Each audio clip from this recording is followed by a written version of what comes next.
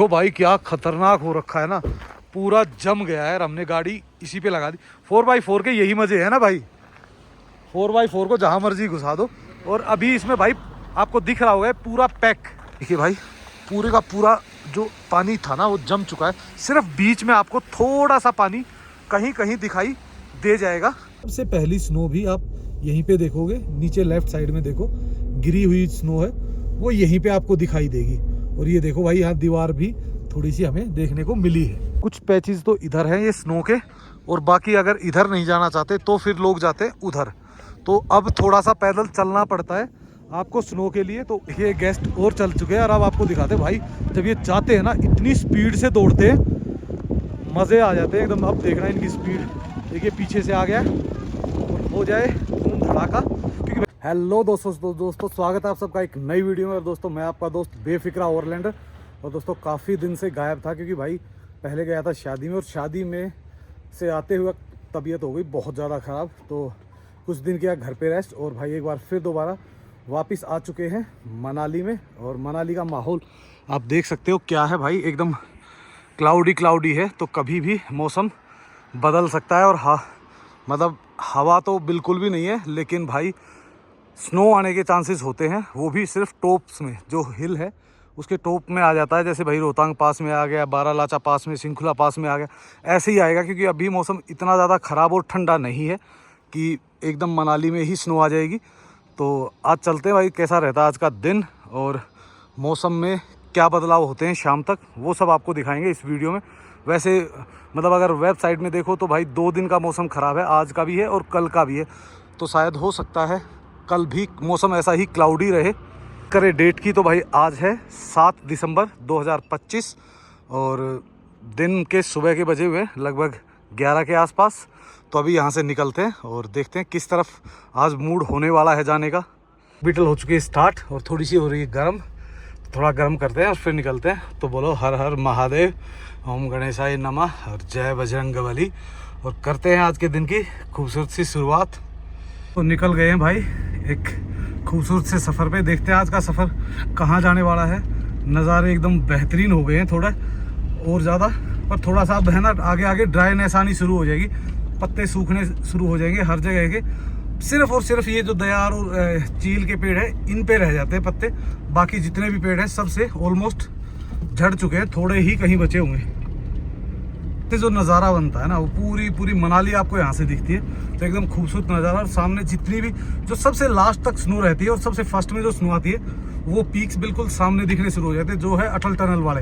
अटल tunnel के आसपास की जितनी भी पीक्स है वो काफ़ी स्नो से भरी हुई होती है। और अब देखो भाई जो पत्ते हैं ना वो एकदम येलो शेड में आ गए, तो अलग ही लग रहे हैं, बिल्कुल शानदार। पहुंच चुके हैं जगत सुख, और जगत सुख से धीरे धीरे क्रॉस कर रहे हैं भाई। ट्रैफिक इस रोड पे अब बहुत कम हो गया है क्योंकि मैक्सिमम लोगों को पता नहीं है रास्ता। तो मोस्टली लोग जो नए लोग आते हैं वो सीधा हाईवे से ही निकलते हैं। इस रोड पे है ना आप अगर आते हो ना तो भाई आपको गाँव का कल्चर, पुराने घर मिक्स होते हैं, मतलब तो काफ़ी मज़ा आता है, काफ़ी इंजॉय करते हो आप इस रोड को। दीपक भाई की गाड़ी खड़ी हुई है, तो भाई गाड़ी रात को ख़राब हो गई थी, तो रात को ठीक ठाक करा के भाई ने खड़ी कर दी है। तो हो सकता है थोड़ी देर बाद दीपक भाई भी हमें ज्वाइन कर लें।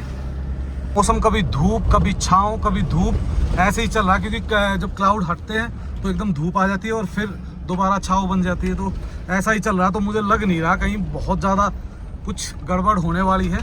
तो अगर कहीं आई तो बहुत हल्की फुल्की आएगी, अदरवाइज़ कम ही चांस है।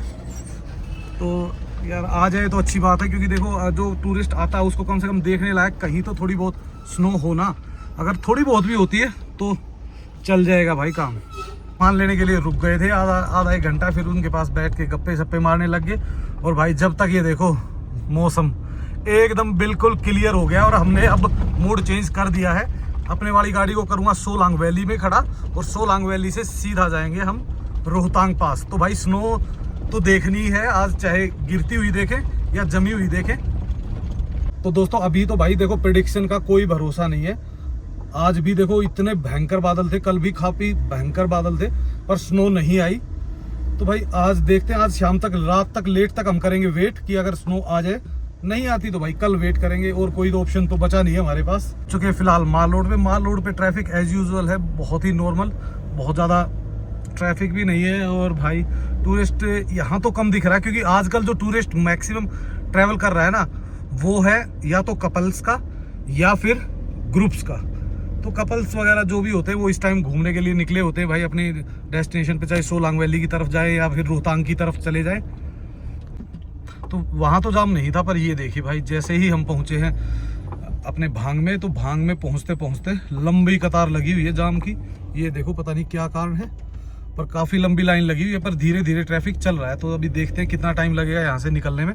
तो यहाँ से हम जाने वाले हैं सोलांग वैली, और सोलांग वैली से निकलेंगे दूसरी गाड़ी लेके रोहतांग।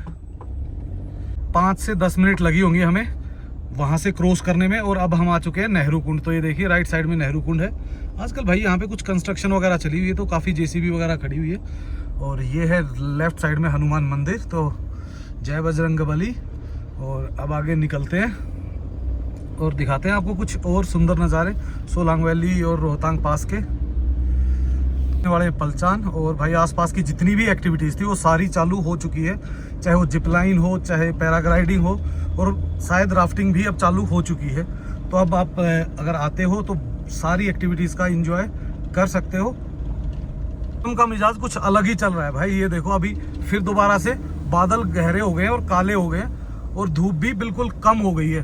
तो मौसम भाई कब बदल जाएगा कोई भरोसा नहीं है। तो इसलिए हम कह रहे थे ना कि थोड़ा सा इंतज़ार करेंगे, तो शाम तक ही पता चल पाएगा कि हल्की फुल्की कहीं स्नोफॉल हो सकती है या नहीं। अगर होगी भी तो रोहतांग पास पे ही होगी, तो इसलिए हम रोहतांग पास की तरफ ही जा रहे हैं। रोहतांग वैली पहुंचते ही आप देखो एकदम ग्रीनरी स्टार्ट हो जाती है, क्योंकि दोनों साइड में दयार और चीड़ के पेड़ हैं, तो इसके कारण एकदम ग्रीनरी रहती है ये। और ये ग्रीनरी 12 के 12 महीने रहती है, चाहे यहाँ बर्फ़ गिरे, चाहे ठंड हो, चाहे पतझड़ हो, पर यहाँ की ग्रीनरी एज यूजुअल बनी रहती है। लेकिन जैसे अगर ये साइड में जो पेड़ है ना, अगर इन पे भी पत्ते आ जाते हैं तो वो और ज़्यादा ग्रीन दिखते हैं। पहुँच चुके हैं ये देखिए सोलांग वैली में। और सोलांग वैली में आप देखोगे टूरिस्ट काफ़ी अच्छा खासा है, क्योंकि यहाँ पे आप देखोगे यहाँ पे एक्टिविटीज़ कम है। तो इस कारण क्या होता है कि टूरिस्ट अक्सर क्या करते हैं, ऊपर अंजनी महादेव चले जाते हैं या फिर आगे अटल टनल की तरफ चले जाते हैं। तो यहाँ पे भी गाड़ियाँ काफ़ी खड़ी हुई है। ये नहीं कह सकते कि भाई ट्रैफिक नहीं है, तो सब के चेहरे पे मुस्कान रहती है। और ये देखो भाई अब फिर दोबारा से इस साइड से बिल्कुल क्लियर हो गया, और इस साइड से क्लाउड अभी भी बचे हुए हैं। तो चांस कभी भी बन सकते हैं। यहाँ मौसम हर आधे 1 घंटे के बाद बदल रहा है बार बार।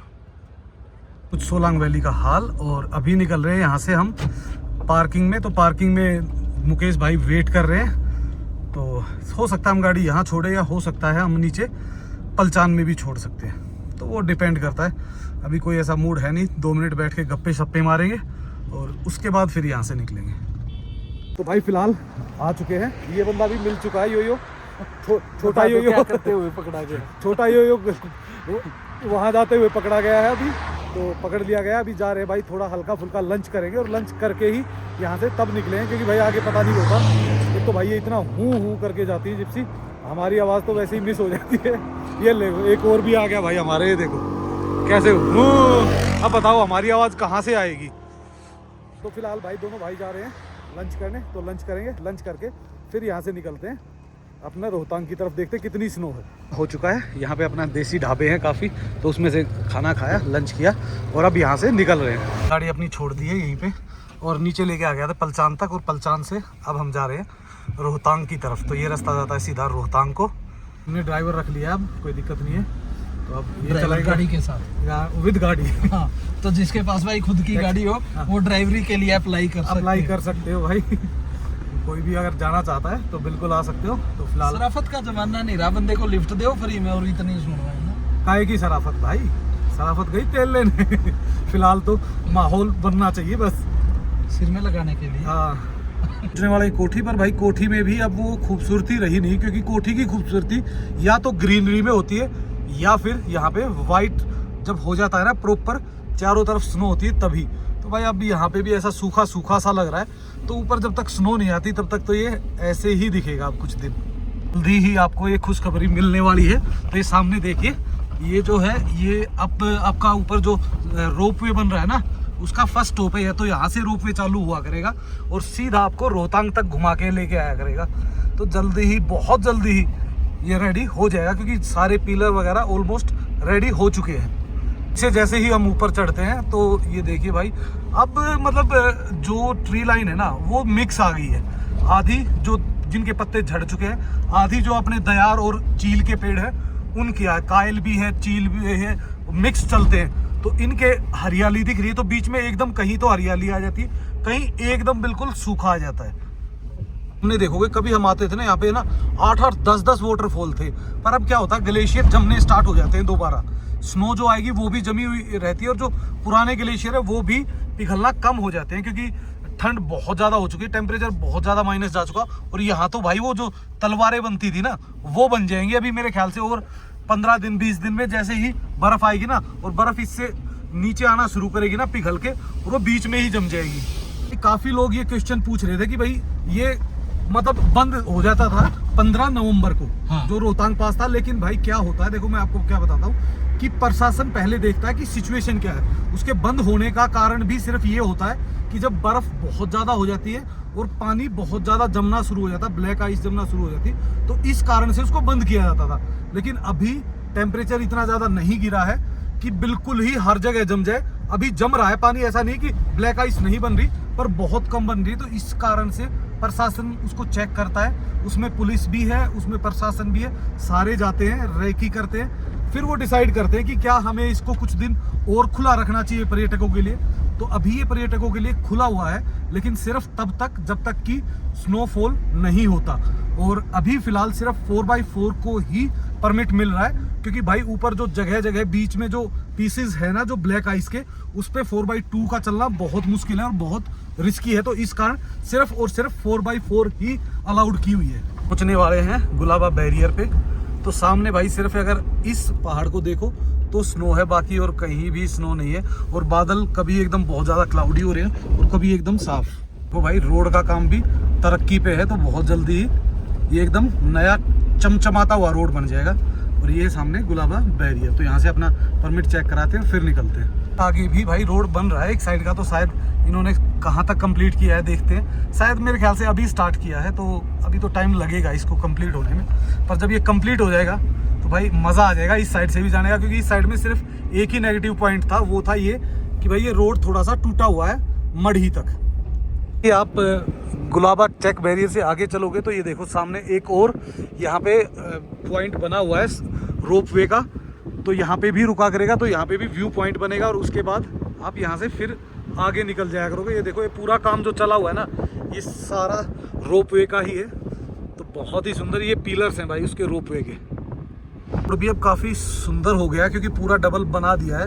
और ये देखो लेफ्ट साइड में पूरा का पूरा पानी गिरते हुए जम रहा है। और भाई अगर इस तरीके का रोड अब ये कंप्लीट हो चुका है ना तो भाई मज़ा आने वाला है अब यहाँ से भी ड्राइव करने में। पहले क्या था कि हम ये सलाह देते थे कि कोक्सर की तरफ से जाओ, क्योंकि वहाँ से आपको रोड प्रॉपर मिलेगा ऊपर तक। लेकिन अभी देखो ये गुलाबा बैरियर तक से और हम ऊपर आ चुके हैं लगभग 3-4 किलोमीटर, तो ये पूरा बना हुआ है। अब ये नहीं पता कि ये कहाँ तक बना हुआ, वो भी हम आपको दिखा देंगे अभी आगे चल के। तो जितने भी इधर के वाटरफॉल है ना, ये जो छोटे वाटरफॉल थे ये तो पूरे के पूरे जम चुके हैं और नीचे जम चुकी है बिल्कुल सॉलिड बर्फ। तो अब आगे आगे आप इस टाइप के ही काफ़ी सारे वाटरफॉल देखोगे जो पहले बहुत सुंदर लगते थे और अब बिल्कुल जम चुके हैं। भाई हम थोड़ा सा शाम को चले हैं तो मोस्टली सभी गाड़ियाँ वापस आ रही है और हम जा रहे हैं ऊपर की तरफ, तो ठंड भी थोड़ी सी बड़ी हुई मिलेगी ऊपर। और ये है कि यार अभी देखो धूप तो है ही, काफ़ी लेट तक रहती धूप भी, 4-4:30 बजे तक तो रहेगी, उसके बाद जाएगी। और यहाँ से ऊपर जाने के लिए जो लास्ट टाइम है वो 3 बजे तक आप ऊपर जा सकते हो। नाले तो भाई सारे ही जाम है, पूरे पैक हो चुके हैं अब। वो भाई क्या खतरनाक हो रखा है ना, पूरा जम गया है। हमने गाड़ी इसी पे लगा दी। 4x4 के यही मजे है ना भाई, 4x4 को जहाँ मर्जी घुसा दो। और अभी इसमें भाई आपको दिख रहा होगा पूरा पैक, लेकिन अभी भी ये पूरा पैक हुआ नहीं है। लेकिन ये देखो नीचे आपको यहाँ से दिखेगा पानी, बीच में ये पूरा ऊपर तो जम गया ऊपर वाला हिस्सा, लेकिन इसके नीचे नीचे जगह बच गई है जो अभी नहीं जमी है और अभी कुछ समय तक नहीं जमेगी, क्योंकि ये बिल्कुल लास्ट एंड आ जाएगा ना तब ये जाके बिल्कुल एकदम सील होगा, नहीं तो ये थोड़ा थोड़ा पानी तो इसमें से चलता ही रहेगा। तो ये देखो भाई जो पानी बाहर रह गया और रुक गया ना उसका हाल तो ऐसा है कि कभी भी चमत्कार हो सकता है, मैं भी फिसल सकता हूँ यहाँ से, क्योंकि भाई धूप तो यहाँ से आती नहीं, धूप नहीं आती तभी ये ज़्यादा जमती है और कैसे कर्ड कर्ड कर रही है बर्फ़ ज़बरदस्त तरीके से। अब चलते हैं आगे नीचे की तरफ, नीचे की नहीं ऊपर की तरफ। और गाड़ियाँ भाई धड़ाधड़, ओ भाई दूर तक आप देखोगे ना लाइन ही लाइन बनी हुई है। और ये देखिए, चलो लेट्स गो। ये है 4x4 जिप्सी, जिमनी की जगह कोई और हो ना तो भाई ये चाहे बेशक 4x4 हो तो भी स्किट ज़्यादा करती।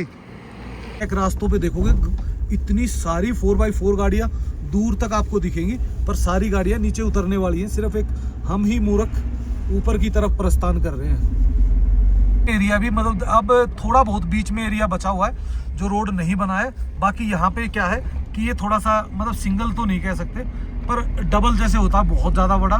तो ये लगभग 1.5 रोड के आसपास है जिसमें हमको इजीली पास मिल जाता है। तो अब इससे आगे और भाई मढ़ी से आगे तो फुल ऑन डबल है, तो कोई इशू है ही नहीं। खतरनाक कैलकुलेशन आपकी। 1.5 रोड, 1.5 हाँ 1.5 रोड बोलते हैं, उसमें क्या दिक्कत है भाई। और भाई ये सामने देखो पूरा जम गया। पहले यहाँ पे क्या प्रोजेक्ट था तो ये पानी काफी नीचे तक गिरता था और बहुत सुंदर झरना बनता था यहाँ पे। तो भाई जब भी आप आते हो ना, हर बार हम अगर महीने में भी आ रहे हैं ना तो कुछ ना कुछ चेंज मिलता है। कहीं झरने जमे हो गए होंगे, कहीं झरने पानी बढ़ जाता है गर्मियों में, फिर कहीं पे भाई ये देख लीजिए रोड अब की बार चेंज था थोड़ा, क्योंकि 4-5 किलोमीटर और ऊपर तक वो रोड कंप्लीट कर दिया गया है। पहुंच चुके मढ़ी हाइड्रो प्रोजेक्ट पे, ये देखो। और वो प्रोजेक्ट भाई जो जहाँ प्रोजेक्ट के लिए पानी जाता था वो फुल हो चुका, बिल्कुल पैक, ये देखो। और पानी बिल्कुल ही नहीं आ रहा ऊपर से, क्योंकि ऊपर ग्लेशियर जम गए। और बीच में देखो जहाँ जहाँ से भी थोड़ा बहुत पहाड़ों से पानी निकलता था वो पूरा यूं का यूं जम के एकदम सॉलिड बर्फ बन चुकी है।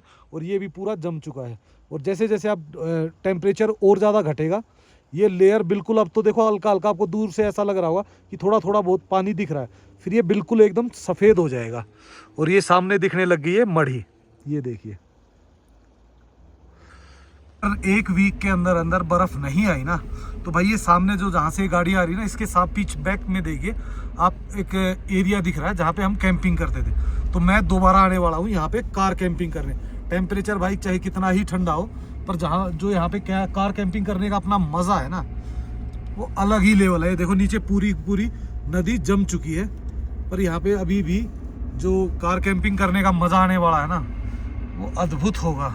और ये देखो भाई पूरी की पूरी कतारें लगी हुई है। जो लोग सुबह गए थे स्नो देखने के लिए, तो भाई ये स्नो देख के आने लग रहे हैं। और ये देखो गाड़ी back to back back to back back to back line लगी हुई है, पर एक भी गाड़ी हमें प्रेजेंट टाइम पे ऊपर जाते हुए नहीं दिखी है। और आप देखोगे मढ़ी के जो ये एरिया है ना, इसके जो बैक साइड के जितने भी पहाड़ है ना, ये पूरे हैवी स्नो कवर्ड माउंटेन है।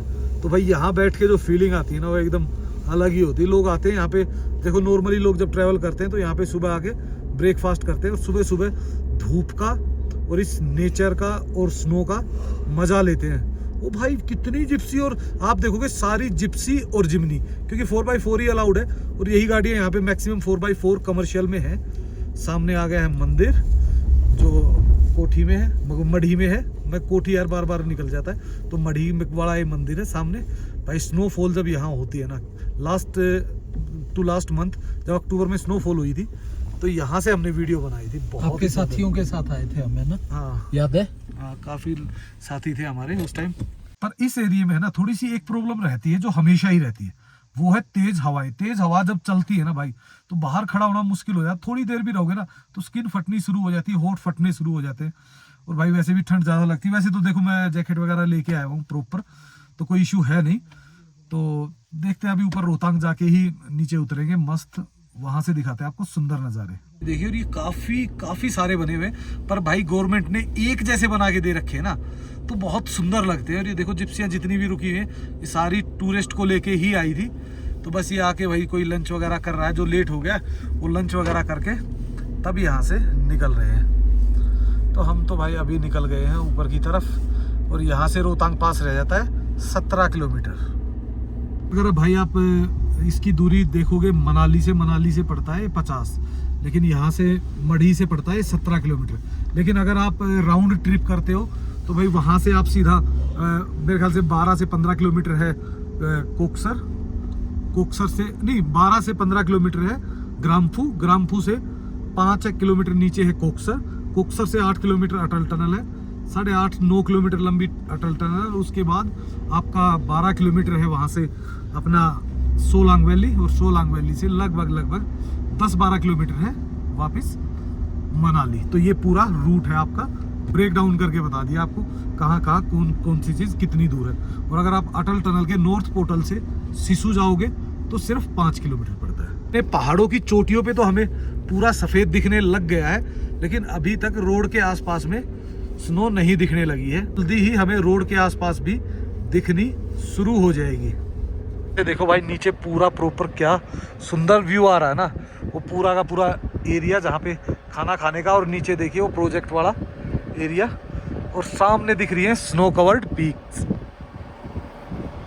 और ये सामने है पैराग्लाइडिंग की साइड ना, वो भी आपसे को आगे जाके दिख ही जाएंगे। वो 2-3 साइड से जहाँ से ऊपर से टेक ऑफ करते हैं।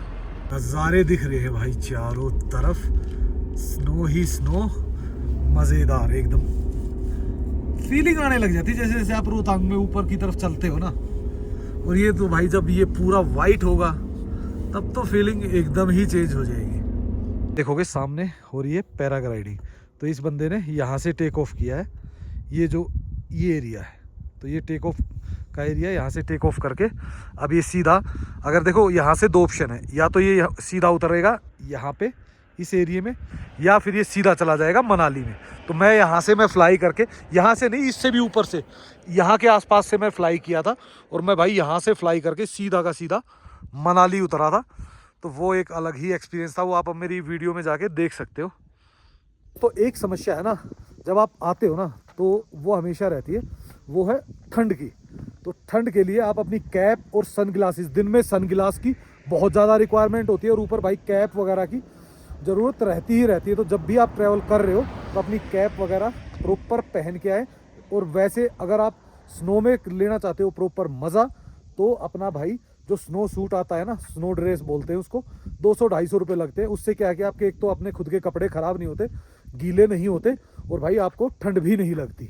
धीरे रुकते रुकाते ऐसे ही प्रकृति के मज़े लेते हुए, इसका आनंद उठाते हुए जा रहे हैं। पर भाई आगे से गाड़ियाँ आ रही है तो बार बार हमें ही साइड देनी पड़ रही है, क्योंकि वहाँ से तो पूरी की पूरी लाइन आती है, एकदम पूरी कानबाई आती है, और इधर से हमारी एक इकलौती गाड़ी है। तो ये है भाई पैराग्लाइडिंग की जो सबसे हाईएस्ट साइड है इस एरिया की। उसके बाद भाई डोभी से भी है। तो ये अलग अलग जगह से होती है आजकल, तो भाई हर जगह हो रही है। और यहाँ पे स्नो स्कूटर भी आपको देखने को मिल जाते हैं।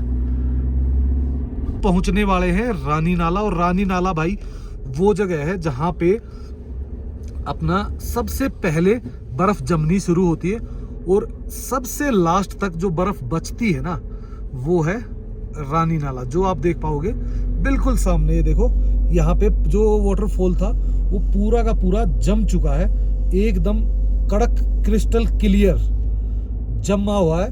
पहले हम आए थे तो काफ़ी पानी बहता है यहाँ पे, पर अब तो भाई बिल्कुल पैक है। और सबसे पहली स्नो भी आप यहीं पे देखोगे, नीचे लेफ्ट साइड में देखो गिरी हुई स्नो है, वो यहीं पे आपको दिखाई देगी। और ये देखो भाई यहाँ दीवार भी थोड़ी सी हमें देखने को मिली है। देखिए भाई पूरे का पूरा जो पानी था ना वो जम चुका है, सिर्फ बीच में आपको थोड़ा सा पानी कहीं कहीं दिखाई दे जाएगा। और ये देखो भाई ये भाले बने हुए हैं, लोग कहते हैं पता नहीं कौन कि किसी बीमारी में भी ये काम आते हैं, तो आपको पता ही होगा किस बीमारी में काम आते हैं। ये देखो कैसे ज़बरदस्त जम गए, क्योंकि एक्चुअल में जमते कैसे कि धीरे धीरे इनके पास से पानी आता है, और पानी आके ये लेयर सी बनाते रहते, नीचे नीचे नीचे बहता रहता है। तो पूरे एरिया में ही ये हाल हो चुका है इसका स्नो का। इधर भी देखोगे तो ऊपर तक पूरा जम चुका है, बीच में थोड़ा सा पानी, पर पानी एकदम बिल्कुल क्रिस्टल क्लियर है। तो काफ़ी मज़ेदार होता है एरिया, क्योंकि इस एरिया के आसपास भी आप देखोगे चारों तरफ स्नो ही स्नो है। सुंदर सुंदर नज़ारों का आनंद लेते हुए हम धीरे धीरे बढ़ रहे हैं रोहतांग की तरफ। ये देखो भाई क्या जमा है ना, इधर लेफ्ट साइड में पूरा सॉलिड हो चुका है, और ये भी आगे जमने की तैयारी कर चुका है। अब ये धीरे धीरे बढ़ना शुरू होगा। वो लेफ्ट साइड में ना ये देखो पूरा एरिया जमा हुआ है ना, तो ऐसे ही क्या होता है, यही पानी आगे रोड पे आ जाता है, और रोड पे आके ये पूरा का पूरा जमना शुरू हो जाता है। अभी तो फिलहाल ये नहीं मिला है, और ना ही हमें कहीं मिला है जो रोड पे जमा हुआ हो कि भाई 4x4 की रिक्वायरमेंट हो, पर भाई कोई भरोसा नहीं होता कब पानी रोड पे आ जाए। रोड पे आते ही वो पूरी मोटी लेयर बना देता है पूरे रोड पे। पहुंचने वाले व्यासकुंड, और भाई जितनी हम एक्सपेक्ट कर रहे थे ना, स्नो लगभग उससे 1/3 ही है। क्योंकि अभी तक व्यासकुंड पहुंचने के बावजूद भी अगर आपको रोड के आसपास स्नो नहीं दिख रही तो भाई आप जैसे ये देखो सामने जा रहे हो तो सामने आप उतर के जा सकते हो 2 मिनट चल के। ये देखो बिल्कुल नीचे इधर भी है स्नो, पर जो स्नो होनी चाहिए ना वो नहीं है।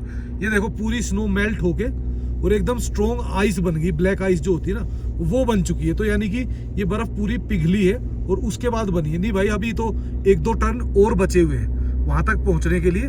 व्यासकुंड तक मैंने पहले ही बता दिया आपको। लास्ट ही है। हाँ तो मेरे नहीं यही है भाई, सामने है सामने। हाँ। मुझे थोड़ा सा डाउट हो गया। तो सामने वाला पहाड़ रोहतांग का है और वो सामने आ गया है बोर्ड व्यासकुंड का। और अब धीरे धीरे थोड़ी सी बर्फ दिखनी शुरू हुई है। दिल में थोड़ी सी ये शांति हुई कि चलो बर्फ तो है यहाँ पे।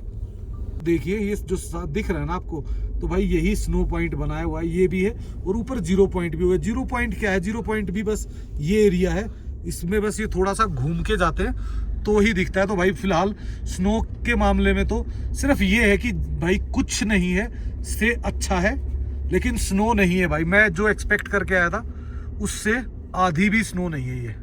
भाई जिन लोगों ने अगर स्नो पहले देखी हुई है 2-3-4 बार तो उनके लिए तो मैं कहता हूँ कोई वर्थ नहीं रखता। लेकिन जिन लोगों ने स्नो देखी ही नहीं है ना तो उनको तो भाई एक बार आना ही चाहिए। तो अब ये देखो भाई, अगर आजकल में स्नोफॉल हो जाता है तो ये दोबारा वाइट हो जाएगी। लेकिन अगर आप मेरी लास्ट देखोगे ना वीडियो अटल टनल की, तो उसमें भाई खूब अच्छी खासी स्नो है। और मैं जो सोच के आया था अपने माइंड में उसके मुकाबले तो कुछ भी नहीं है यहाँ पे। है भाई इसमें आप खेल सकते हो, जो आप छोटे मोटी एक्टिविटीज कर सकते हो ना वो है। और यहाँ पे भाई टॉयलेट्स वगैरह भी अब तो मेरे ख्याल से बना दिए, पता नहीं यूज होती है या नहीं होती, पर बनी हुई है यहाँ पे टॉयलेट्स वगैरह भी। हवा तो काफ़ी तेज़ है तो इस कारण से काफ़ी आवाज़ तो बहुत कम आएगी। पर ये देखो नीचे जिगजैग रास्ता जहाँ से हम अभी ऊपर आए हैं, और सामने स्नो पीक माउंटेन्स, और इधर भी पूरी स्नो कवर्ड माउंटेन है। तो काफ़ी सुंदर नज़ारा है। तो फिर भी थोड़ी सी स्नो दिख रही है व्यासकुंड के ऊपर वाले पहाड़ पे, पर नीचे तो भाई बिल्कुल ही सूखा सा लग रहा था। और जो मेन पहाड़ था वो भी बिल्कुल सूखा है। लेकिन मुझे जहां तक लग रहा है कि कोक्सर की साइड में थोड़ी स्नो हो सकती है। पहुंचने वाले हैं 0 पॉइंट, तो 0 पॉइंट से उधर की साइड में, कोक्सर की साइड में, मुझे जहां तक लग रहा है एक तो मौसम भी काफी खराब लग रहा है। और भाई बेशक देखो स्नो ना हो, पर जो दूर दूर तक नजारे आ रहे हैं ना भाई, जो फीलिंग मेरे को है ना हिल टॉप पे खड़े होके आती है ना पासिस पे, वो एकदम अद्भुत होती है। ये है भाई 0 पॉइंट। गाड़ियाँ यहाँ पे खड़ी हुई है। आजकल तो गाड़ी नीचे पार्क होगी, जहाँ पे स्नो की मोटी लेयर होती थी ना वहाँ पे भी आजकल तो सिर्फ और सिर्फ गाड़ियाँ पार्क हो रही है और टूरिस्ट जा रहा है ऊपर की तरफ। मैं आपको उतर के भी दिखाता हूँ। कुछ पैचेस तो इधर हैं ये स्नो के, और बाकी अगर इधर नहीं जाना चाहते तो फिर लोग जाते हैं उधर। तो अब थोड़ा सा पैदल चलना पड़ता है आपको स्नो के लिए। तो ऊपर जाओगे तो इस एरिया में आपको काफ़ी ऊपर तो अच्छी खासी बर्फ़ मिल जाती है देखने को। तो अगर आप बर्फ़ देखने ही है तो भाई रोहतांग तो आपको आना ही पड़ेगा। रोहतांग के अलावा आपके पास और कोई भी ऑप्शन है नहीं कि आप अपना आराम से, भाई ये देखिए ऊपर जो आपको नीचे दिख रही है ना, ये है स्नो स्कूटर। क्योंकि ये 2 तरीके के होते हैं, एक होता है ATV जो ओल्ड ट्रेन जो स्नो पे भी चल जाती है और रोड पे भी चल जाती है, तो वो तो है ये वाली। और जो ये पीछे खड़ी हुई हैं ये है सिर्फ स्नो पे चलने वाली। तो भाई ये यहाँ से टूरिस्ट को लेती है और पूरा ऊपर तक घुमा के वहाँ से पूरा ऊपर तक स्नो के मज़े दिला के तब लेके आते हैं। और यहाँ पे भाई चाय, मैगी, कॉफ़ी इनकी शॉप्स तो है, पर बाकी ऐसा कुछ लंच वंच वाला और कुछ हैवी वाला ऑप्शन आपको यहाँ पे नहीं मिल पाएगा। तो आगे जाना भाई इन्होंने मना कर रखा फ़िलहाल, क्योंकि आगे कोक्सर की तरफ से इस रास्ते को बंद कर दिया गया है। देखिए गेस्ट और चल चुके हैं और अब आपको दिखाते हैं भाई जब ये जाते हैं ना इतनी स्पीड से दौड़ते हैं, मज़े आ जाते हैं एकदम। अब देखना इनकी स्पीड, देखिए पीछे से आ गया और हो जाए धूम धड़ाका। क्योंकि भाई ये पूरे जम तो चुकी है लेकिन फिर भी अच्छी खासी मतलब बर्फ़ है यहाँ पे नीचे जमी हुई भी, और उस पर ये बहुत अच्छी चलती है। ये देखो भाई किसी दिन आपको इसकी भी दिखाएंगे राइड। आपको एक बार मैंने पहले दिखाई है, पर फिर दोबारा भी कभी नेक्स्ट टाइम आएंगे तो इसको दोबारा से आपको एक राइड करके दिखाएंगे। मौसम की अगर बात करो ना तो फिलहाल टेम्परेचर फ्रीजिंग है, -4-5 के आसपास हो चुका है और -4-5 के आसपास भाई जमना शुरू हो जाते हैं, हाथ पैर अकड़ने शुरू हो जाते हैं। मैंने तो अभी जैकेट डाली नहीं क्योंकि गाड़ी में बैठा हुआ था तो बहुत ज़्यादा ठंड नहीं लग रही थी। तो ये देखिए ये निकल चुके हैं अब ये दिखाएंगे अपना जलवा। ये देखो पूरे कतार में, ये देखो, चलो चलो दौड़ो दौड़ो दौड़ो। ये भाई दौड़ नहीं रहे, ये शायद इनको सॉफ्ट बर्फ चाहिए दौड़ने के लिए। अब तो ये धीरे धीरे जा रहे हैं बिल्कुल ही। दोस्तों ये थी हमारी मनाली से रोहतांग पास तक की जर्नी, और कितनी है बर्फ़ वो सब कुछ देखा आपने इस वीडियो में, और नेक्स्ट वीडियो में आप देख पाओगे कि भाई वापस जाते वक्त हमें कैसा मतलब व्यू मिलता है, और सेकेंडली क्या आज स्नोफॉल होगी। तो हम इसी इंतज़ार में हैं, तो हो सकता है हम 1-2 घंटा यहाँ रुक के और उसके बाद ही निकले। और हवा आप खुद महसूस कर पा रहे हो, आपको आवाज़ आ रही होगी, काफ़ी तेज़ है। तो दोस्तों इस वीडियो को कर देते हैं हम यहीं पे एंड, और जल्द ही आपको मिलते हैं एक नई वीडियो में रोहतांग पास से मनाली की तरफ, और मौसम और बर्फ़ कैसी रही वो सब कुछ।